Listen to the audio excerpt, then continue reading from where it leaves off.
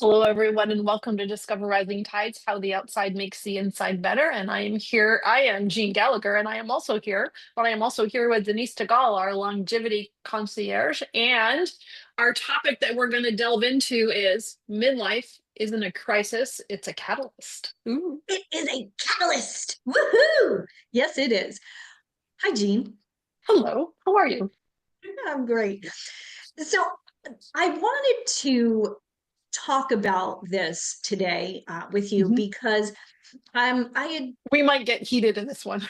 we might not this way, just emotionally. Yeah. I had seen a couple of photos of people that I know and haven't seen in quite some time. And I was actually quite shocked because now there were actually two photos, 8 people. And when I looked at them, my heart sank Mm. because each one of them is either extremely overweight or obese. Now, this would be according to BMI, which of Mhm. course, is it's a number, Right. it's not perfect. But when I looked at these women, they looked so much older than they are.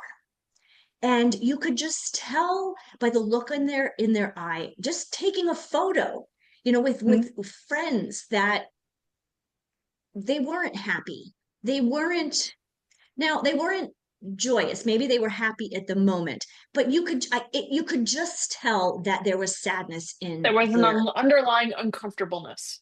Yes. Mhm. And what I really believe, and this is why I think midlife is truly a catalyst. I think many of us are stuck in this idea that midlife, menopause, this time, this stage, give it a name, right?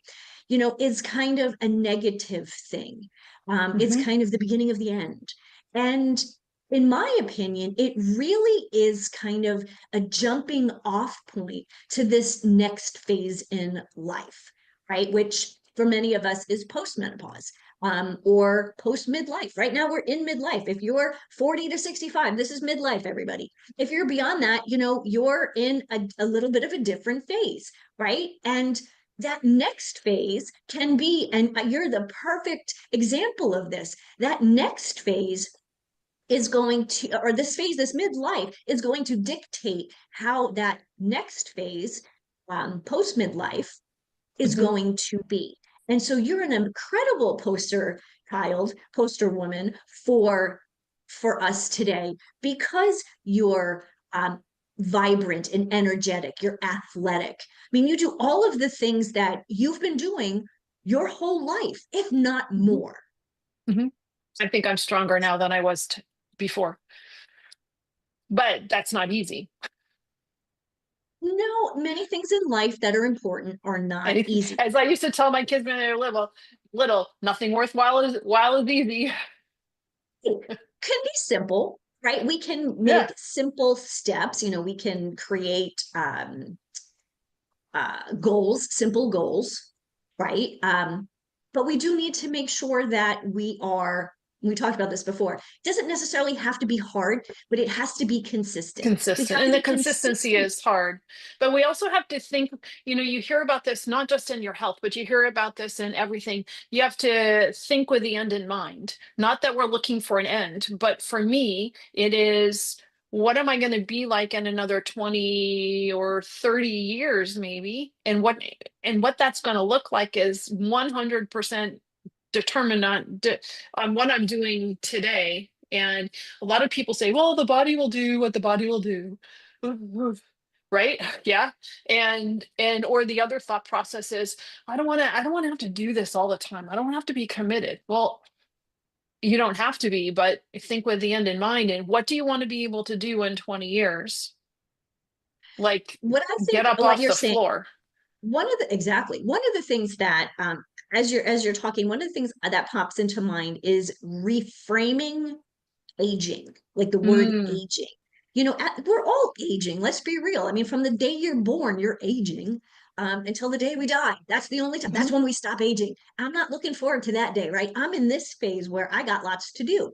But we have in our heads as we're getting older, slow down. The body wants us. Like you said, the body will do what it will do. The body will do what you ask it to do. Right. Now, if you haven't run around the block in 10 years, you're certainly not going to run a marathon tomorrow, Mhm. right?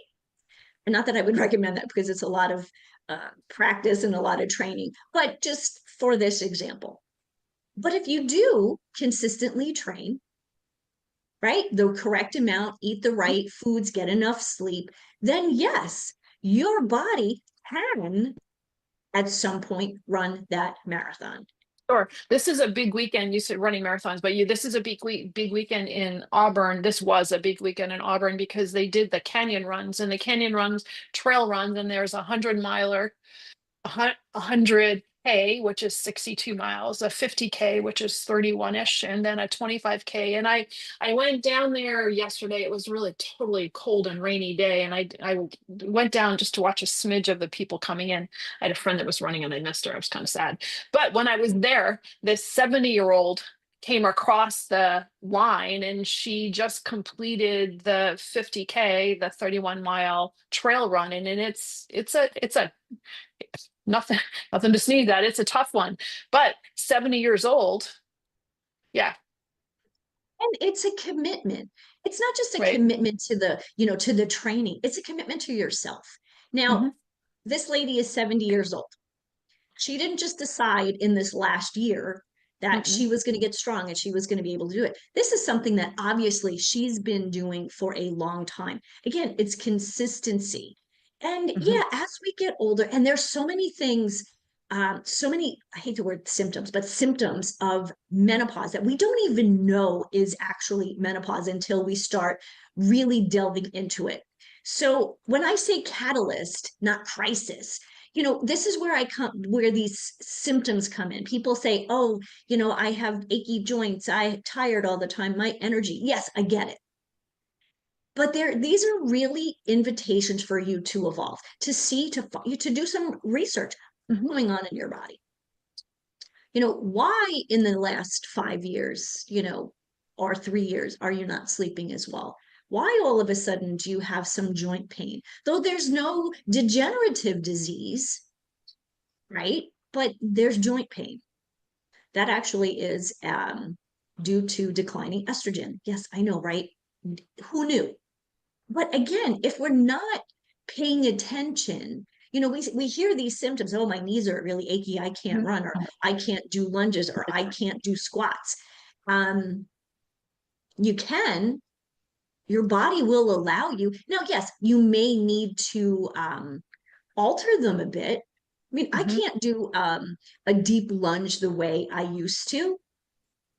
I mean, I could if I really put more effort into it. But as a runner, that's not really where I want to put my effort. Right. So, yes, sometimes you have to kind of pick and choose. Right. But could also those uncomfortable joints could also be a process of the lack of muscle around the joints holding the bones apart. Not a doctor. I don't play one on TV. And yes, you're right. It could be menopause, but all of that. But what else is happening in our structure? Are we using these points as reasons or excuses for not working through something that's uncomfortable? There's a difference between working through something that's uncomfortable and working through pain. There's a huge difference, and you need to know the differences, and you need to figure that out for your own self and what that really looks like. But building muscle around those bones might actually help some of that. One of the things that I've realized too, and I didn't actually, I'm trying to think when I met my friend Tracy, maybe about 4 or 5 years ago. She is a body alignment coach. Mm. Now, when you think about that, what does that even mean? What she teaches is the pain and discomfort that we may be in is because our body is not in alignment. Now, yes, if you go to Mhm. your chiropractor, they'll, get your spine in line. And my chiropractor's phrase is, get your spine in line so it'll get off your nerves or something like that. But it's true. But, if your skeleton is slightly off, that's Mhm. one thing. But also muscular differences. Like Mhm. most of us are, have our, like I'm right-handed, so I'm stronger on my right side than I am on my left side. I know I can turn to my whole body like to the right very easily. When I go to turn my body to the left, there's some restriction there. Now that could be pain, it's not, but it's restriction. Why is there restriction? Because my body is asymmetrical. Once we get our body symmetrical, guess what? Then pain and discomfort goes away. But if we just say, oh, it's just, I'm just aging, and you kind of throw your hands up in the air, like I have, if you are not watching, I've just done that 3 times. We just throw our hands up in the air and say, oh, it's just part of aging. How well are you going to age in the next 20, 30 years? And the quality of life. Absolutely. One of the other things I think that's really important to mention here is, we talked about the signals, but also this is something that I think is really important, is we go beyond, if we look beyond like the to-do lists. Oh, well, I've got to do this, and what are you making a priority? Right? Are you making cleaning the house a priority, or going out to exercise a priority? Yeah, the house needs to get clean. We know that. But what is the priority? And I think that's really an important piece here is at this stage in life, we can make ourselves the priority. And there's something that happens mentally too. That's also very important. So if you're the function that you're doing, and if you're doing it outside, that's you're getting the benefits of your body moving, but you're also getting the benefits of the fresh air, but also the environment that you're in, and cleaning your thought process out, and just allowing the outdoors to come inside makes a huge difference. Absolutely. I mean, we spend way too much time inside ourselves, inside our own brain, and inside our homes, our cars, and our workplaces. So yes, this is the perfect time for us to enjoy freedom, and freedom of thought, freedom of emotion, freedom of body, and freedom to go out and play. So I guess my closing thought here is, this chapter in life isn't about survival. It's not about getting through it. It really is more about an awakening, who you are. Yes, dealing with some of the things that you are experiencing, but awakening parts of you that have been dormant for maybe your whole life, maybe since you had the kids. But this is a great opportunity for you to choose the life and live the life that you've always wanted to live. Great.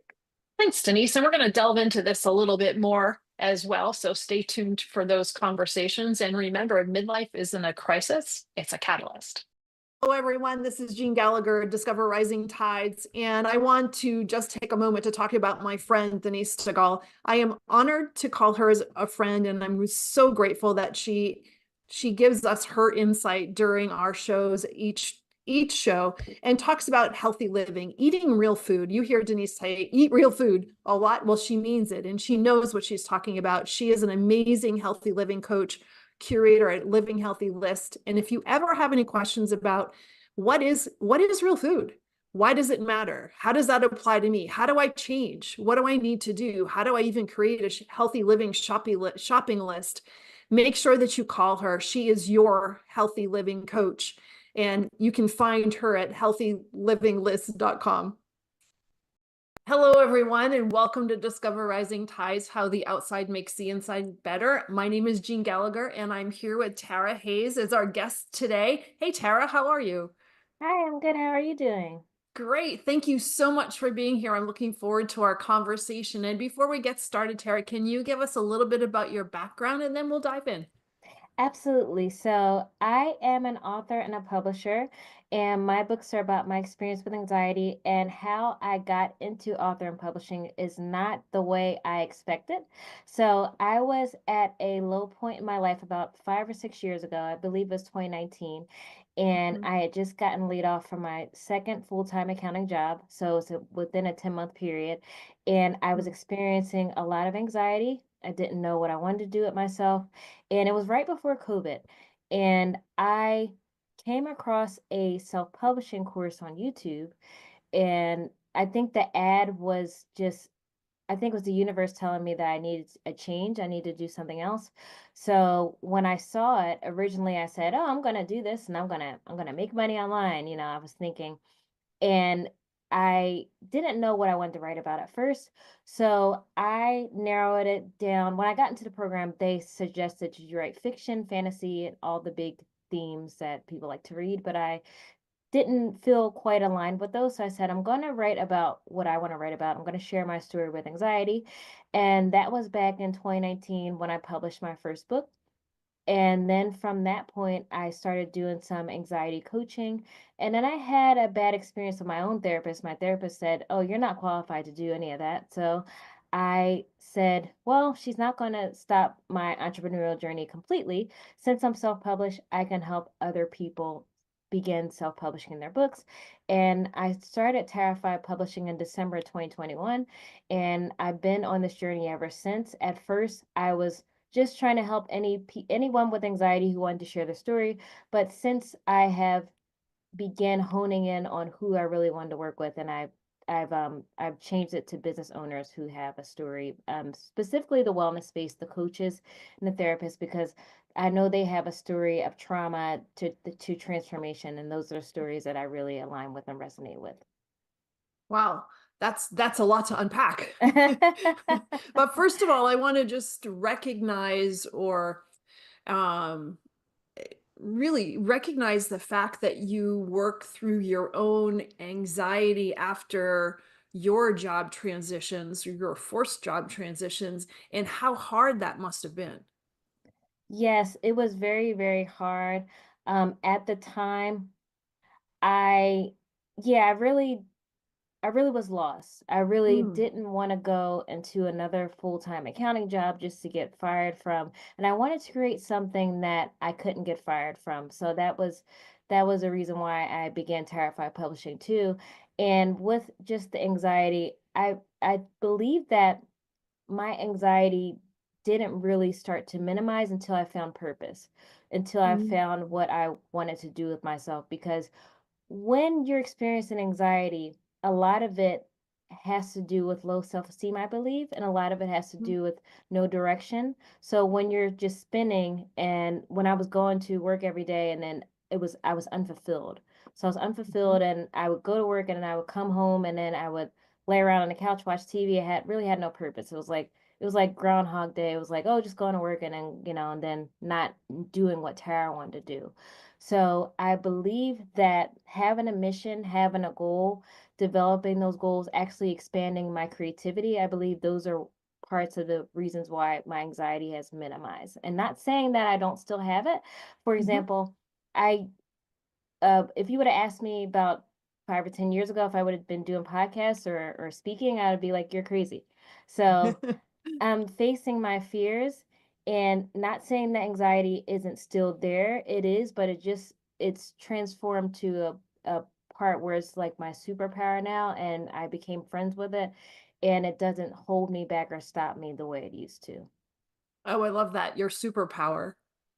Right. And that's interesting the way you put that. You became friends with it versus forcing and fighting with it. You learned how to work within that and actually make you stronger. Exactly. For years, I was fighting it, and I was upset with myself, like, why do you have this anxiety, why can't you be like everyone Mhm, else? And I saw it as a weakness, but it's really not. It is a strength, because if I didn't have it, I most likely would never develop this business, mhm. and I would not have a story to tell. So it gave me a story to tell, it gave me a reason, it gave me a purpose, and I just had to shift my mindset about it. It wasn't something that was a burden to me. It became something that I could use to help empower myself and empower others. Empowering was the word that was coming to me as you were explaining that as well, because that does give you that force to overcome for anybody, whether there's anxiety involved or not, especially without going from an employee to an entrepreneur is not easy. It's not at all. It's I would it's think that that would bring on more anxiety than anything else. It's easier to get a job and work for yeah, somebody else and not confront or not really try to learn how to better yourself within the tools that you have. Exactly. And it is scary, like to go from the employee to entrepreneur mindset, it's not easy. Not only that, like it's the mindset, it's yeah, I'm doing this by myself. I have to make income to make a living. Mhm. So just getting that mindset and not depending on a full-time job, to cover expenses. So it's a big transition and it is anxiety inducing, but it's just the belief in yourself and the courage and to keep going and knowing that you can do it. Like I know most people, we're all trained that we have to work for someone and build their dream, Mhm. but we can build our own dreams. It's just a mindset shift and believing in what we can do and just putting ourselves out there and getting a supportive network of other like-minded entrepreneurs, and it's possible. You're right. It is. We are taught to be followers and employees. Unfortunately, we're not taught. I can't remember what the statistic is, but the gist of it is like 100 years ago, 95% of us were entrepreneurs and business owners, and 5% were employees. And now it's just the opposite. Those are not the right percentages, but it's the concept that's right, because most people are employees versus business owners and entrepreneurs, because that is what our culture is teaching us to do. So I commend you for thinking outside of the box. And I love what you said. You wanted to create something that you can't be fired from. Right. Thank you so Yeah. much. No, it's true. It doesn't mean it's easy, but Hmm. it is, you are your own boss. And that is not for weenies. Right. If it was for weenies, all the weenies would be doing That is the truth. it. That is the truth. And what made you want to be an author? So what made me want to be an author? That's a great question. I originally I was always good at writing. So Hmm. even as a child, I was good at writing and I kind of ran away from it. And not only was I good at writing, I was good at art too. Like when I was I Mm. guess when I was say like in third grade, I wanted to be an artist, but then I was like, well, you can't make money as an artist. So it kind of came back full circle when I became an author. It's like, well, it's something I've always been good at. Now I had the chance to do it when I saw the self-publishing. I said, oh, I don't have to do traditional, I can do it myself. So it kind of just happened that way. It's something that I've always been good at writing, and then I just couldn't run from it anymore. I would say how to put it because it was like something, a skill I always had, and now I'm Hmm. putting this skill to the test and putting it in action. And also, and a lot of people don't realize that writing a book is an art. So I'm getting my Hmm. art fix through books. There's a Through books. creativity part with writing, there's a creativity part of having to design the cover. So I'm getting that artist, the artist, the young Tara artist, I'm getting that fixed through being an author. So What was it like to actually start writing about the piece of you that was so hard for you to be dealing with? so it was hard, honestly. It wasn't easy for me, especially I knew that I was going to be sharing it with other people. So I was Mm. sat down and I wrote out everything I can remember from my childhood, from adulthood to adolescence, all the anxieties that I could remember that I had, stage fright, social anxiety. I don't know, you probably don't know what this is, agoraphobia. That means fear of the marketplace. So I would used to go outside and just be afraid, anxious in big spaces. So I just sat down Hmm. and wrote down everything that I remembered that I had fear about. And after I did that, to actually put it out into the world, publish it, that gave me anxiety because I had the fear of Oh, judgment. sure. Yeah, the fear of Hmm. people not understanding, the fear of, oh, this shy introvert, now all of a sudden she just wants to start sharing her story.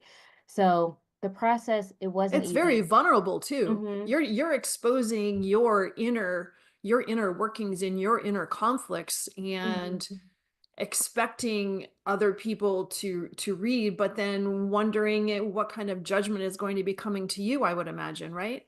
Right, right. I did wonder that. And then it took me, after I published my book, it took me about a few months to tell anyone that I wrote it because I had that fear. Sure. I had that fear of judgment. And but people really didn't judge me. Like they didn't, well, most people really didn't care. They're like, "Oh, you're an author. Okay, great, Tara," so but the people did resonate with it did resonate, and some people actually said reading your book is like seeing my own brain, my own thoughts, because they Wow. didn't think anyone else had those thoughts. So just getting that feedback from other people, it made writing the book worth it to me. Mm. And you're already showing the bravery that you have from going from employee to employer. Now this bravery piece is that you're exposing yourself with the thought of helping others. But I would think it would have been um so I'm trying to think of the word, just healing for you to get it all out and then Ex- to be able to read it back to yourself. And that must be just an incredible process in healing. Yes, it was definitely a huge part of my healing journey. And I used to say that was helping others heal while I healed myself. That was a tagline that I used to use. So it was definitely to, because I think that helping others helped me heal too. Because it's like I Mhm. took the attention off of myself, my own anxieties to begin helping others. So that was a part of my healing process. And then journaling and writing, it is therapy. I did used to see a therapist. I've seen multiple therapists, but it wasn't until I began this journey and had a purpose that I really started to have use for what they were sharing with me.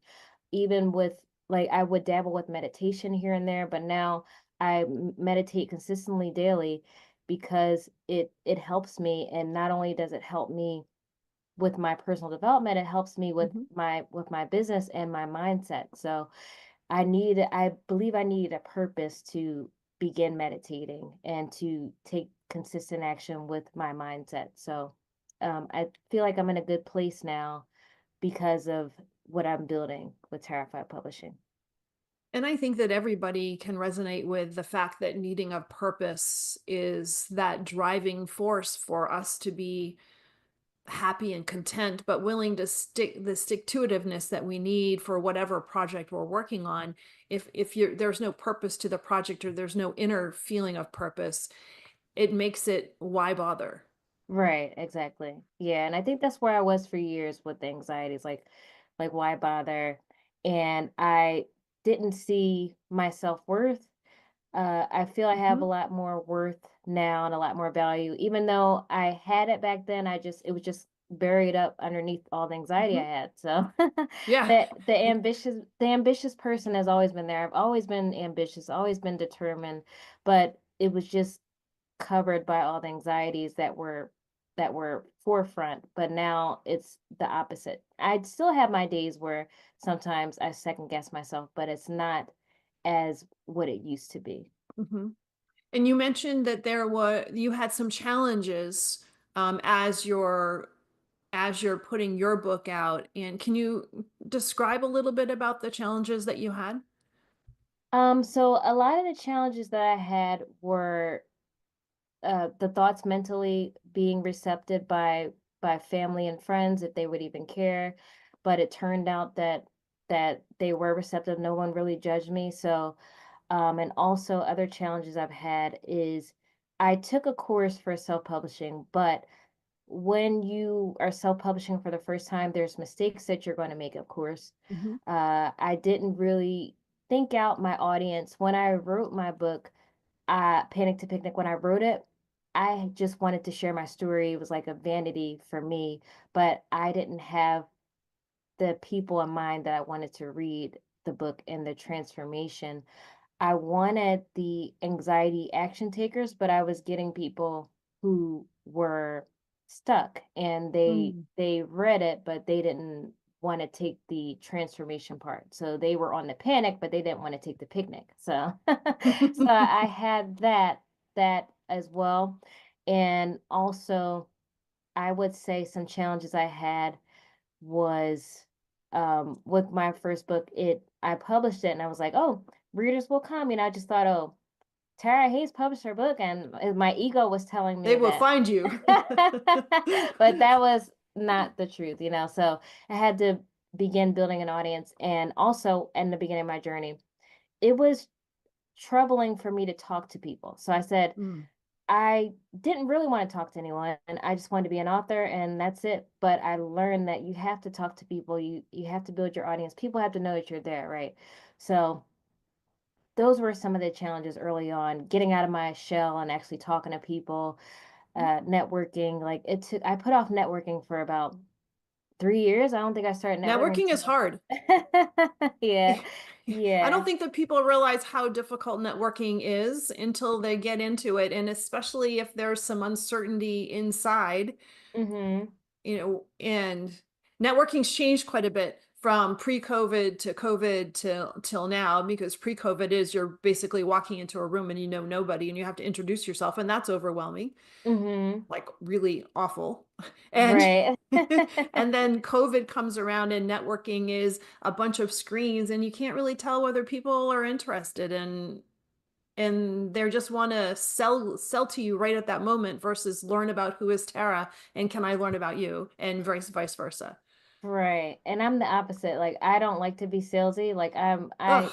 I'm a heart-centered person, so I like to find Hmm. out about the person and share about myself. And then if it's a match, then we can see what's next. But my challenge with networking is definitely going to into a room and not knowing anyone. And then like I'm the one on my phone, you know, and I'm the one looking like I'm doing something on my phone. I'm probably just trying to look busy. So so nobody notices that I'm nervous, but it could still be a challenge. But the virtual networking has definitely gotten easier for me. I know that I started networking on Alignable and I would go in the 7 rooms for 7 minutes, and it was nerve-wracking Hmm. at first because I didn't know what I was going to say, but I've learned how to carry conversations with people so it doesn't get awkward. So I've really developed my social my just being able to speak with people, and even my own speaking and even my own telling people what I do, that has been refined many times because before it wasn't clear. So I've done a lot of work. I've done a lot of inner work, done a lot of work communicating with people and sharing my message. I've done a lot of work.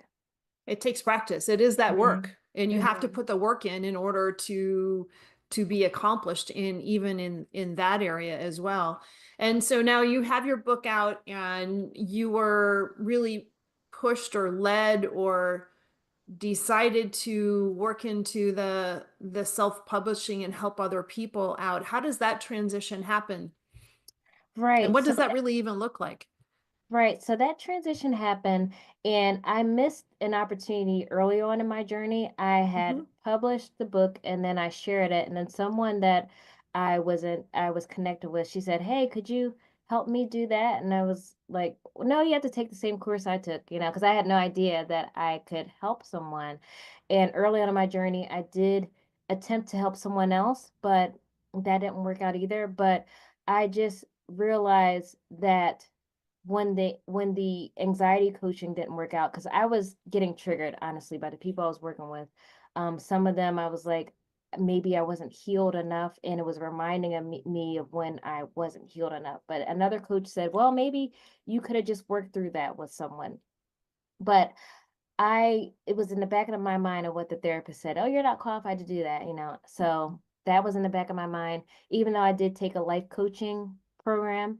Hmm. um I I feel I needed the shift. I was like, okay, maybe I don't want to deal with everyone's anxiety. Maybe I'll just deal with their anxiety that comes with publishing. So, and that's Hmm. how this shift You happened. combine both of your worlds in an Hmm. essence, right? Yeah. Exactly. Yeah, because there is anxiety that comes along with becoming an author. There's a fear of judgment. There's, oh, I'm not writing enough, or my writing sucks. So there is a fear that comes along with that, and I felt like that was a fear that I was more prepared to deal with than Mhm. just sitting down talking about people's general anxieties, even though I have done it and I Mhm. I was able to help a few people that way. I think combining the two worlds is where I can best serve. I think that that's fantastic. And to be able to step back and really find out, you already said you were heart centered, and that shows it too. You really did take that step back and say, what does my heart feel like I should be doing versus my own expectations of myself, you know? Mm-hmm. And to be able to step back and create a space for yourself, Mm-hmm. combining the two areas that you're very proficient in, is Mm-hmm. brilliant. Mm-hmm. Thank you.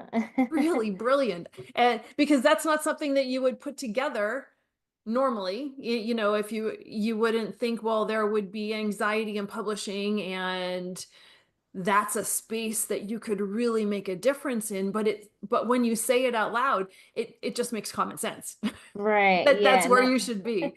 And I didn't even think of it that way before either. Like there is anxiety in publishing. It's like a lane that kind of just came about. And then I would see some other publishers too talking about the fear of Mhm. publishing or the fear of putting yourself out there. And I realized that is a lane. Till it's great to merge the worlds. So So what is self-publishing? How does that work? And then how are you helping other people accomplish that? that's a great question. So self-publishing is basically you can get on your desired platform. So say you have a book and you want to get on Amazon, and there's a self-publishing platform called Ingram Spark. There's a platform called Draft to Digital. So basically it's different from traditional publishing. So you have more creative control, you have control of your title, you have control over who works on your project. But what traditional publishing is different. Like they basically do they pick your cover for you, they pick the artist, they pick they you basically have more creative control as a self-published author. And when you're self-publishing, you just have to make sure that you have all your pieces in place. And how I Mhm. help people with self-publishing is I help them develop their manuscript.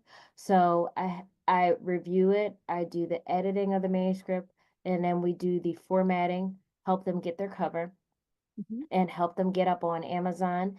And I've helped someone get on Draft to Digital. Ingram Spark is a platform that I'm looking to learn soon. And then once that's all done, if they want to do like a landing page, a lot of authors don't think they need a website, but they do need a website. They do need their own platform and presence. So I can help them get that. And if they want to get a better chance of getting that boost on Amazon, Mhm. I have someone that I work with that helps me get them to Amazon bestseller. So that's all the things that I can help them with as a self-published author, and to make sure that their book looks professional. Like a lot of self-published authors get a bad name because people think, oh, I did it myself. But when you work with a company such as mine that helps you get the formatting, the editing, then you won't be able to tell the difference. Like your book will be professional, you know. So that's Mhm. what I work with the self-publishing. It is quite a process Mm-hmm. in order to from start to finish. And when how does I don't even know how to answer this question. How does somebody what does somebody do if they say, I think I want to write a book? Right. So what someone does when they said they think they read a book, Hmm. what they need to do is they need to first of all have their audience in mind. Like you want to write a book, but who's going to Mm. read the book? You need to think about that. Because that's something I didn't think about when I wrote my book. I just wanted to get it out there. But you need to have that in mind, because when people are reading your book, it's a what's in it for me. So they want to know what they're getting from the book. Is the book going to solve a problem? Is it going to entertain them, or is it going to inspire them? So when you're thinking about writing a book, you need to consider those things. And also think about the time commitment that it's going to take. Do you have the time commitment? Are you willing to put it in the time that it takes to write a book? Because writing a book is not just putting words on paper. It's a journey, it's an experience, it's a transformation. So you Mm. have to consider all those things. And if you don't want to do it alone, then you need to get someone else to help you. Someone like me, like I can do like a co-writing session. I'm not a ghostwriter, but I can do co-writing sessions to prompt people to get their thoughts out of their head. So they need to consider all those things, because a lot of people put writing off a book on the back burner because they think that it's something that they can put off. Like so many people want to write a book or have thought about it and they just don't do it because it's daunting or it's daunting to them. So if it feels like it's overwhelming or daunting, that's when you know you need to seek help if you want to write a book. Oh, interesting. I love that you're this when you are thinking about you as the reader Mm-hmm. and what's in it for the reader if they're Mm-hmm. going to make your book successful. Mm-hmm. And the three categories that you just listed, I think it was really interesting, because if you think of yourself as when you're reading a book, those are things you want to have, you want to accomplish. Maybe it solves a problem, or it's entertainment, or it's inspiring, but I Right. never thought about it on the front end. Mm-hmm. Before you start, you have, what's that saying? Before you start, you need to have the end in mind. And here we are. It's the Exactly. same thing for writing a book too. It is, exactly. Wow, that's interesting. And then so you can work with you as a co-writer or for support through the publishing process. So Mm-hmm. what is the publishing process? You touched on it a little bit, and then somebody they have their information, they put it together. You're going to help them develop a cover, which Mm-hmm. is also really important. There's that artistic piece for you too coming back into play. Mm-hmm. Exactly. Yeah. So the publishing process, so at first, of course, it starts with them writing the book. So they have to Hmm. have a book, or you're not going to have anything to publish. So it's writing the book, and then we do a review. So till we see what needs to be tweaked, what needs to be edited, like a developmental review of the book. And then once it passes the first draft, then we can begin. I would recommend also getting a second set of eyes on the book, Hmm. because the first editor probably isn't going to catch all the mistakes if there's any mistakes.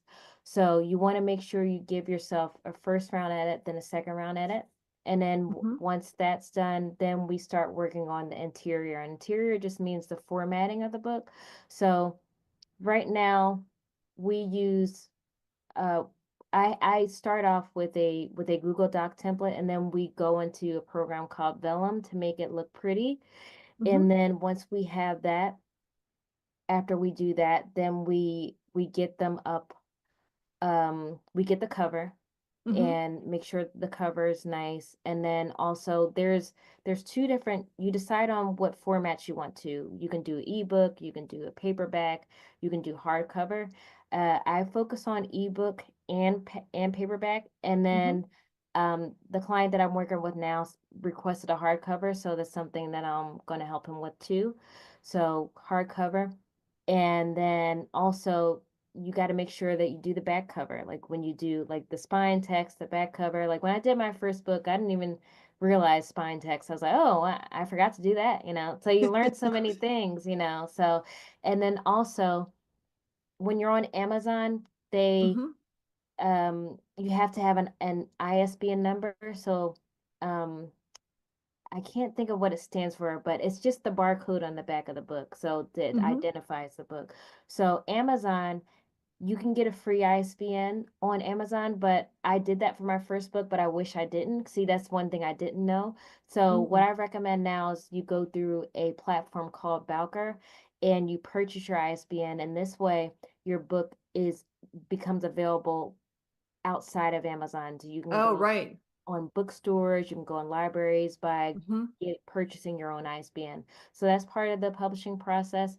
We put the copyright inside the book. We make sure with the table of contents inside the book, and then after we get on Amazon, you pick your keywords, and you pick whatever format you want, if it's ebook, and if it's ebook paperback, and then you hit publish, and then you have your friends and family come and purchase your book. And then after that, if they want to do the Amazon bestseller campaign, then we offer that to them too, so they can get the the audience that wouldn't see their book without the boost. So that's something that Oh, we so that's what that is. That ju Mhm. that it tells Amazon, or you're paying for Amazon to boost your book out there so more people will see it. Exactly. And that's we do that for ebooks only. Oh, okay. Why is that?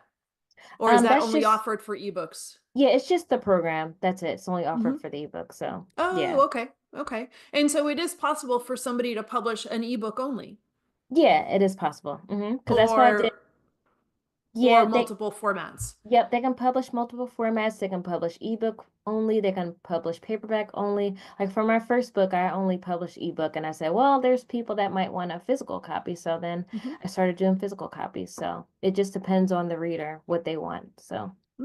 Okay. That's really so interesting. I've always wondered about that.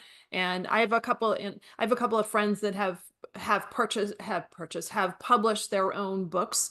And I'm not a writer. Hmm. Let's just be honest here. I have challenges. I have challenges getting what's in my head onto paper. Hmm. And I found that I was hiking, and I had to put some things together for Fred. I'm like, every time Hmm. I sit down to do it, nothing comes out. But then I said, well, wait a minute, if it's in my head, I can talk it, right? And Hmm. so I grabbed my phone and I recorded what I thought I wanted to say. So then I could transcribe it. I didn't transcribe it. The recorder transcribed it, and I copied and pasted it. And I only had to make a few changes, but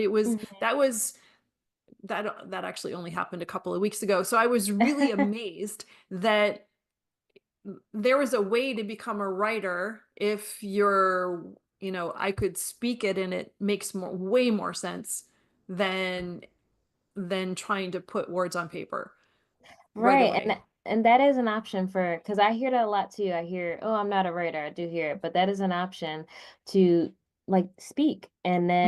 and then it gets captures your words, and then you can transcribe it. And there's actually an author that's working on her book right now, and she tells me, oh, I got this done, Tara. I transcribed, Tara. I dictated and then got some of my book done, and it just dropped into her notes. So and then she likes to do it when she's in her car or whenever she thinks Hmm. about it. So yeah, there are options for people who aren't writers just to speak. Yeah, that's really interesting. So, Yeah. oh, look, I feel good about that right now.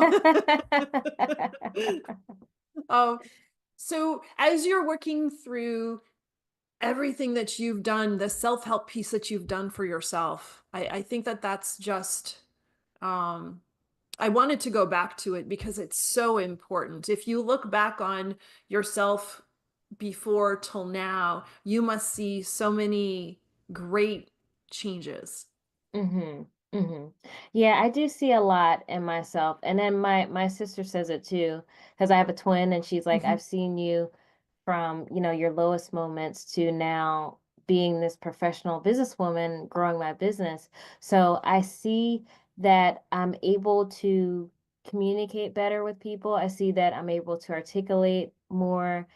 I also see that I'm able to stick with things more. Like I mentioned, I was dabbling with meditation, but now it's like a consistent thing for me.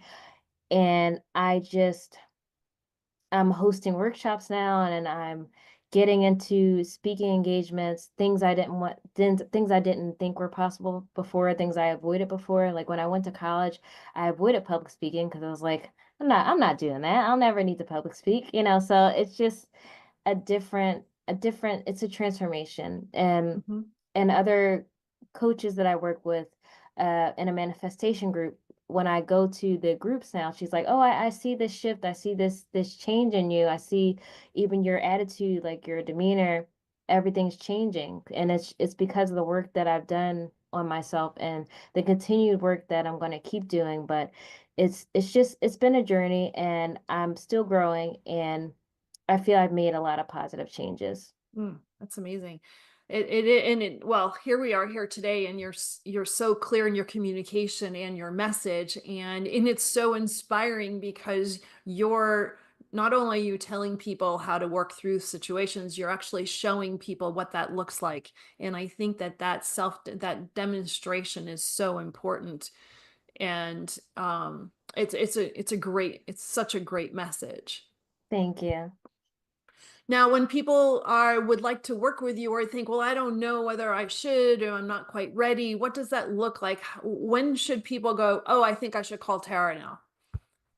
So people should call me when they realize that they're tired of sitting on their book idea and they know that they need to get it out into the world, and they need a change, and they don't want to wait on their idea. For example, I don't know if you've read the Eat, Pray, Love book. So the author, she was feeling uninspired. She started writing her book and she was feeling uninspired, and she was writing about the Amazon jungle, I believe. And then she spoke with another author, and that author had the same idea. So she was thinking that because she didn't take action on it, it was transferred on to someone else. So either your idea is going to die, or either someone else is going to pick it up.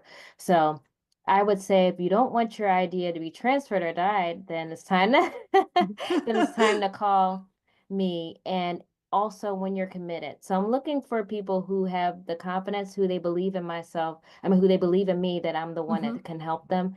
They have the clarity, and then they have the commitment. So when they're ready, so I don't need the people that say, oh, I want to write a book, but then when I get you to take the steps, then you're not ready. So those aren't my people. My people are the ones that are clear and they're committed and they know what it takes and they're ready to put their head down and get their book complete. That's fantastic. And so how do people find you when they are ready and clear and concise? So I'm on LinkedIn, and my LinkedIn is Tara, Tara Martina, and last name Hayes, Hayes. So they can find me on LinkedIn. And also my website is Tarafied Publishing. So that's Tarafied publishing.com. And I do Zoom calls, so they can find my Calendly, my Calendly link to book with me on my website, or they can also find it on LinkedIn. I'm also on Alignable too, but I spend most of my time on LinkedIn. That's great. Well, Tara, no, this has been such a great conversation, and thank you so much for sharing. And I know that has to be an inspiration for so many people. And I loved hearing how you have transformed yourself, and now you're in the position to help others. So Thank you thank so you so much. much for being here. You're welcome. Thank you for inviting me. Thank you so much for listening today. Today's show was sponsored by Seaside Solutions, my financial services company. As a business owner, it's easy to be pulled in many different directions, and often taking care of yourself plummets to the bottom of the list. For me, I find myself outside to reground. My time outdoors helps me manage my day more effectively and be more present for my clients. Through this, Discover Rising Tides was born. At Seaside Solutions, we truly believe that education is the foundation of financial wellness. Our primary focus is to provide guidance that is designed to help you achieve your long-term financial goals and visions. Working with a plan allows space for doing more things that you love, like being outside to make the inside better. If I can help you create or realign your plan, or if you would like to be added to my weekly newsletter, please let me know. This week's topic was 5 ways to set more achievable goals.